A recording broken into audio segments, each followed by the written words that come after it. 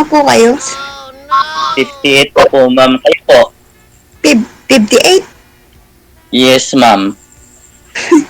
Ako po, 59. Ah, 1 year po pala gap natin. Kabe-birthday ko lang po. Ah, Kasi 59 lang po. saan po kayo, ma'am? Saan yung lugar nyo? Los Baños, Laguna po. Ah, ganun po. Oh, Ilan nakarating na rin po ako dyan. sa halaman po ang kinabubuhay ng mga tao po din eh. Ah, yung nagtitinda ng mga, mga bulaklak? Ornamental plants po, pang landscape. Ganun po. Ah, ganun po ba? Yun po ang pinalaki sa amin, binuhay ng magulang ko po sa amin. Sa halaman. Hmm. So, ilan anak nyo, ma'am? 5 po. Kasi po yung pang ko po ay kambal. Ah, ganun ba? So, may asawa na, ma'am? Ay, yung 3 po. Yung kambal ko po nag-aaral pa. Yung pang Ay, August. Yung second year college po yung bunso ko. so, 2 years na lang. Yun na lang po pinapaaral niyo, ma'am. Yes po. Pero tinuturuan Ah, ko ng anak kong pangatlo, sinundan po nila. May, may mga trabaho. May mga trabaho naman pala yung mga anak nyo.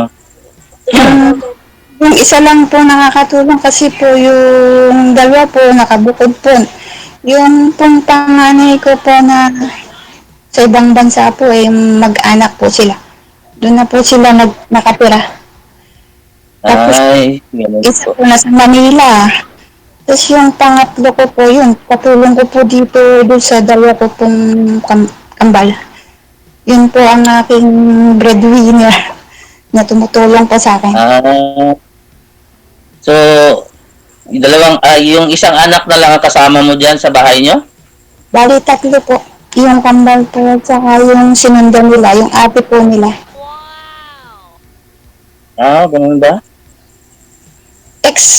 Ano po ako, Pero, OFW din po ako dati. saan po na lugar? Hmm, Japan po. Ah, oh, malaki naman ang doon eh. Ang pira doon. Ang value ng pira ng Japan. At hindi na nga lang po ako nakabalik. Bakit po? Hindi na po ako pinayagan ng ano ko po. Kasi may boyfriend po ako dating Japanese. Eh, sabi niya, wag na daw po akong bumalik ng Japan. Magkano yung salary ko, siya na daw po magbigay.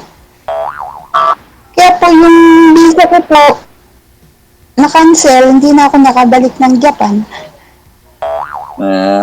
Pero pwede pa naman siguro yung yung i-renew yung visa. Saan po yung boyfriend yung hapon, ma'am?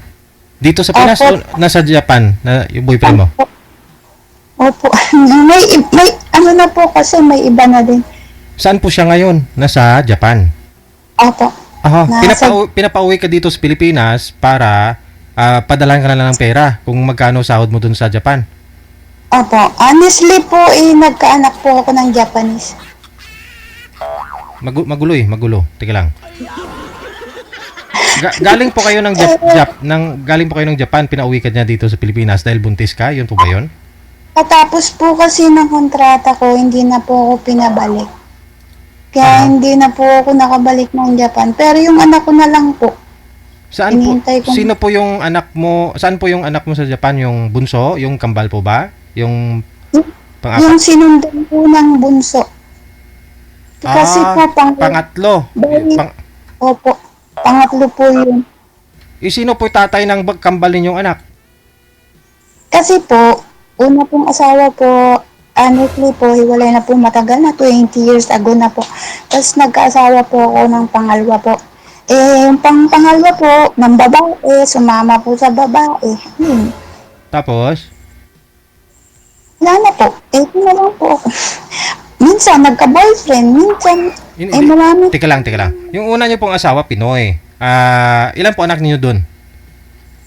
Dalawa po. Dalawa. Pinag- Tapos, nung naghiwalay kayo, pumunta ka ng Japan, nag-boyfriend ka ng Hapon, nagkaroon po kayo ng anak, tapos, yun po yung pangatlong anak mo ngayon, na nasa Japan din po siya. Wala pa po. Nandito pa po sa Dyan pa. Pilipinas. Okay. So, nung nanganak po kayo sa anak ng na Hapon, sino po yung tatay ng Asawa kasi yung pong hindi naman po kami naging mag-asawa po nung hapon. Parang yung anak lang niya po sa akin ang sinustentuhan niya lang. Hindi po niya po kasal, hindi po kami nagsama. Basta yung anak lang po niya. Kaya po pala kayo pinauwi dito sa Pilipinas kasi buntis ka. Hindi po. Ito po, DJ, galing po ng Japan, sumunod po siya dito sa Pinas. Tapos, dito po yung anak po namin made in the Philippines. Dito niyo po ginawa sa Hindi Pilipinas. Opo. Tapos bigla ho siya naglaho. Opo.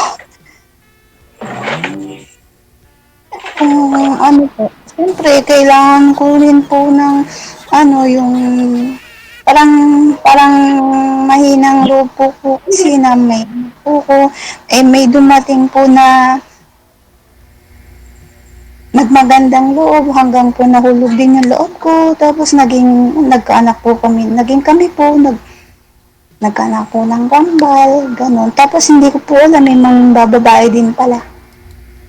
Ice cream! Bagong luto, mainit-init pa. Pero at least hindi naging byuda. Hindi naman po, biyuda po, sa buhay. Buhay nga.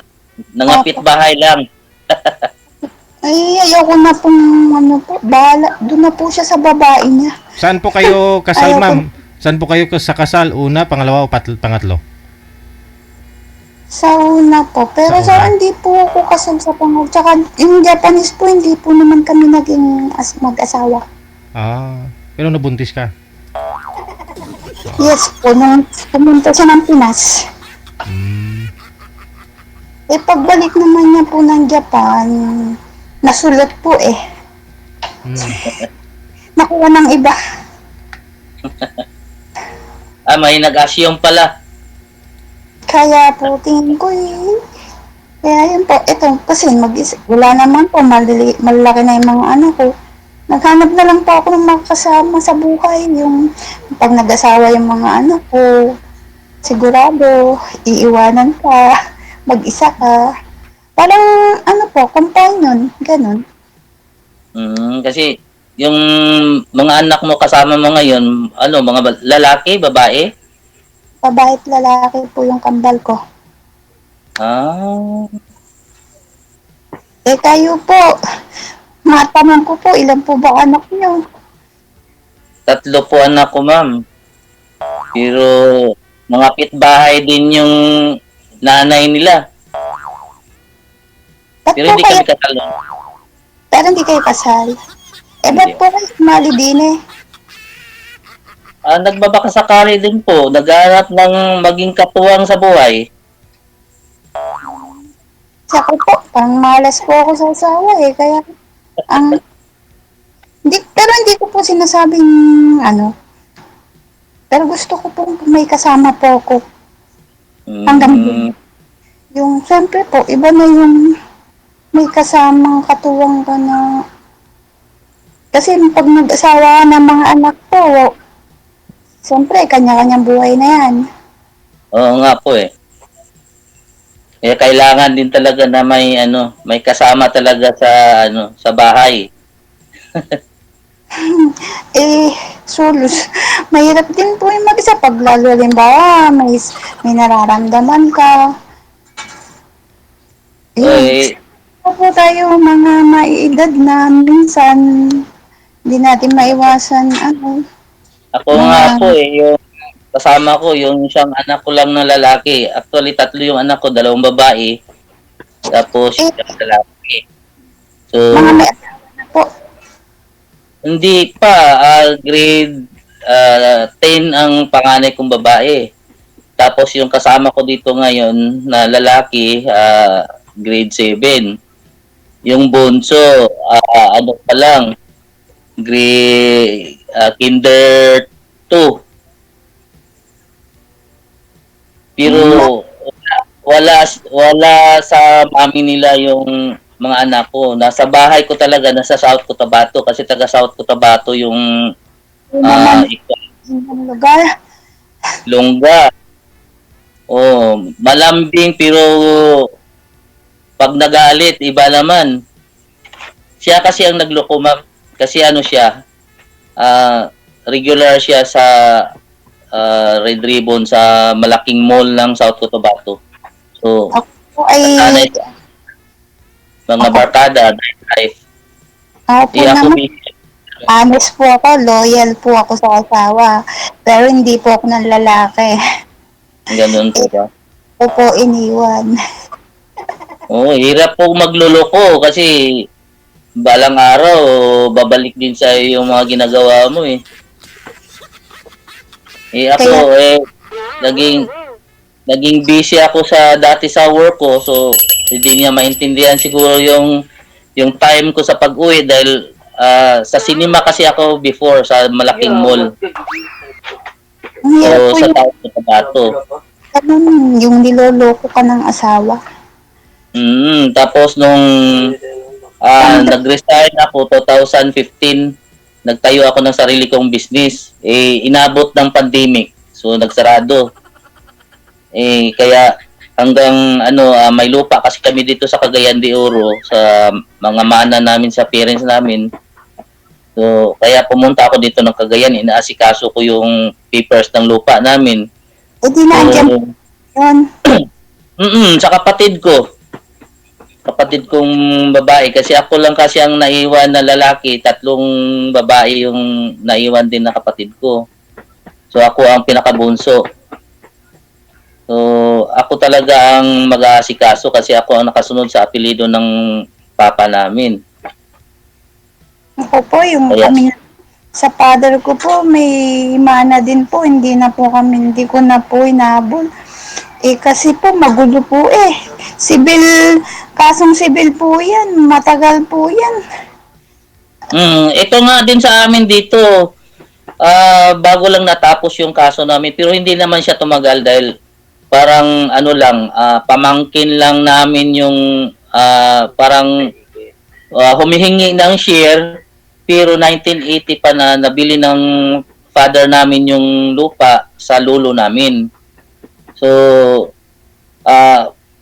kaso lang hindi na transfer kaagad ang titulo ng lupa dahil kapos nga sa budget pero na-transfer lang yung sa assessor at saka sa tax deck kami na nagbabayad.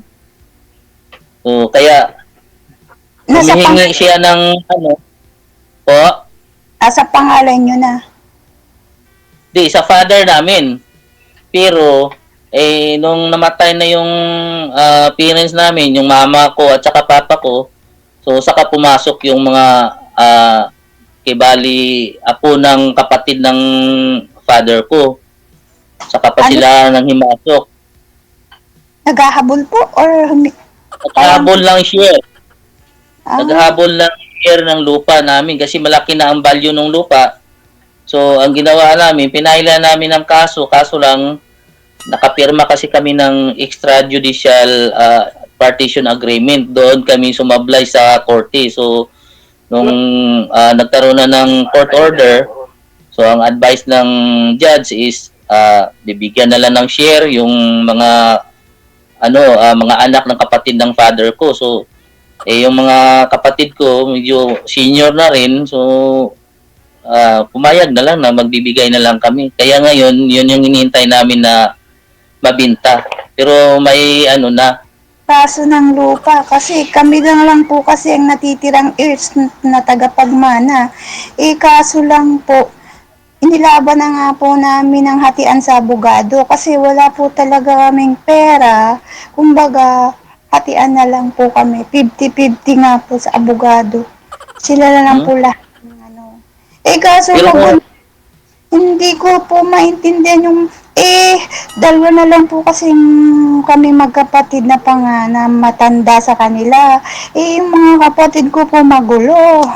Eh, sa kahit isang papel lang po ng dokumento ng lupa ng tatay ko, hindi po maipakita sa akin ng kapatid ko. Parang wala pong tiwala, baka daw po ipahawak ko sa ibang abogado, sa may abogado po ako. Sabi ko, hindi, magse-second opinion lang ako sa abogado ko kung anong dapat gawin. Kasi, malay mo, lukuhin sila nung abogado ang kausap nila. Ang gulo po ng kapatid ko, kaya nag-decide na lang po ako, bahala na lang kayo. malaki po ba yung lupa ninyo nung mana nyo? 35 hectares po, Mahayhay, Laguna. Ah, malaki naman pala. Ako nga po So, dati hawak ng papel nun. Kaya lang po, kinuha sa akin po ng tatay ko. Matanda na po kasi, kung saan-saan po nagpupunta, dala-dala. Hindi po malaman kung kanino niya po binigay. Ngayon, yung mga kapatid ko po, ang ginawa na lang nila, nagbuklat nagbuklat na lang po yung pinabuklat na lang po lahat ng documents sa assessor, kung saan-saan po. Ayun. Tapos may nakuha po sila, may hawak po daw yung mga kapatid ko na dalawang titulo po. Kailangan po nun, kami magkakapatid po, pipirma. Kailangan, ah, ang gulo po nga kaya naiinis ako sa kanila. Ayoko na po. Sabi ko sa kanya, bahala kayo. Basta ayoko na humati sa inyo, kayo na lang. Mahirap po yan kasi, matagal na proseso. Baka patay na ako, hindi pala naaayos. Kasi po pati may mga pag nakatapos, ma'am, matagal po. ayaw ko. Mahirap po yan. Matagal Yung po kasi pag sintesis. pinaubaya ko na po sa kanila. Nagalit po yung mga kapatid ko sa akin kasi po ilang beses pong umuwi po dito sa amin, may pinapipirmahan sa akin. Sabi ko hindi ako pipirma hanggat hindi ko nakikita yung mga dokumento. Kasi paano kung naloloko tayo dyan? Di ba po? Mm-hmm. Oo. I-pray mo na lang, ma'am, kasi sa bagay, halos mga professional naman yung mga anak mo. Kaya nga po ako, Hindi hindi. naman. Ayoko na po. Sakit lang ng ulo yan. Pagkagastusan lang po kayo niyan pagka halongkatin mo pa. Mahaba po proseso yun, kaya sabi ko, kay inyo na lang. Yun nga eh. Depende na lang sa kanila kung bibigyan ng bibigyan kayo ng share kung sakaling matapos yung kaso nyo. Pero kung ma'am, Change topic. Sige po, pag Change topic po pwede kayo. naman, so, bakit tayo ma'am sa ano pong pinag-aabalahan nyo ngayon, yung mga bulaklak? alaman po, pag mayroon pong buyer, Malaki Pero- din naman sigurong kitain nyo dyan. na lang po kasi, ang layo pala lang inyo. Oo nga, pero Friend na lang malay po. mo, baka magawi po ako makapunta din po ako ng Manila kasi laking Manila din po ako, ma'am eh. Pero taga dito po talaga kami sa Cagayan de Oro. So sa ngayon kasi sa Osamis talaga kami, sa Osamis City. Kasama ko yung anak kong 13 years old. Kami lang dalawa doon sa bahay nung tiyo ko kasi patay na po kasi yung mag-asawa eh. So wala nang tumira doon sa bahay. So magtatayo po kasi kami ng business doon sa Osamis. So doon na kami pinatira. Ah, Malayo. malayo po, hindi ko po kayang lumayo po dito sa mga anak ko. Friend na lang po. Ganun po ba? Friend na lang. Okay lang po, ma'am. Okay lang po. Malay mo.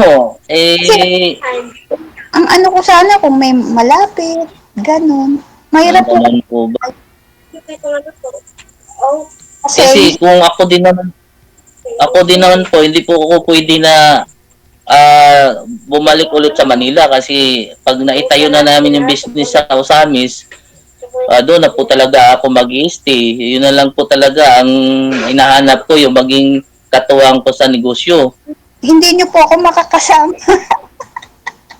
Hindi po. Ganun po. Paano po ako kay DJ nung malapit? Ano DJ, di daw pwede si ma'am. Layo. Ano nga pala ang pangalan mo, ma'am? Ella po. Ella na lang. Ella. Ila, ano ang apelido, ma'am? Arki. Bawal.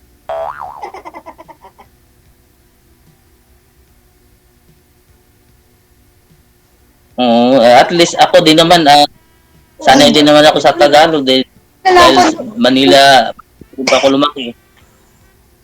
Paano po kay DJ malapit? Ako, nagbakasakali din naman ako. Baka mayroon din si DJ na maibigay na taga Mindanao. At least malapit lang kasi Mindanao kasi yung lugar namin dito eh. Part ng Cagayan de Oro City. So, kaya nga sabi ko baka na magbakasakali ako na may taga Mindanao na maging katuwang ko naman sa business. Oo nga po. Kayo po ma'am, wala po kayo manliligaw ngayon ma'am.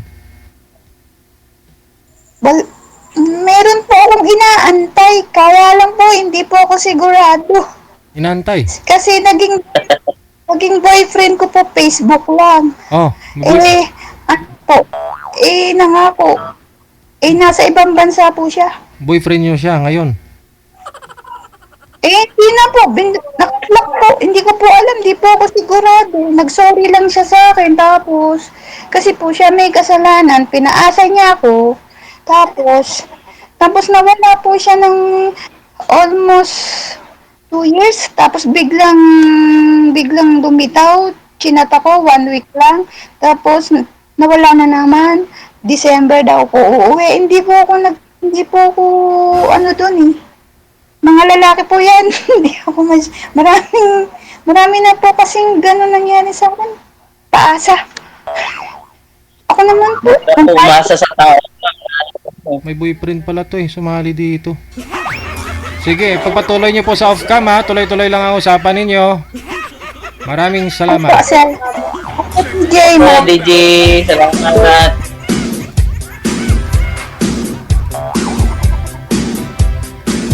Paano pag bigla hong lumabas yun ma'am? Umuwi yun bigla. Nakita nyo? Tinanong ko lang kung may manliligaw, may boyfriend nga talaga.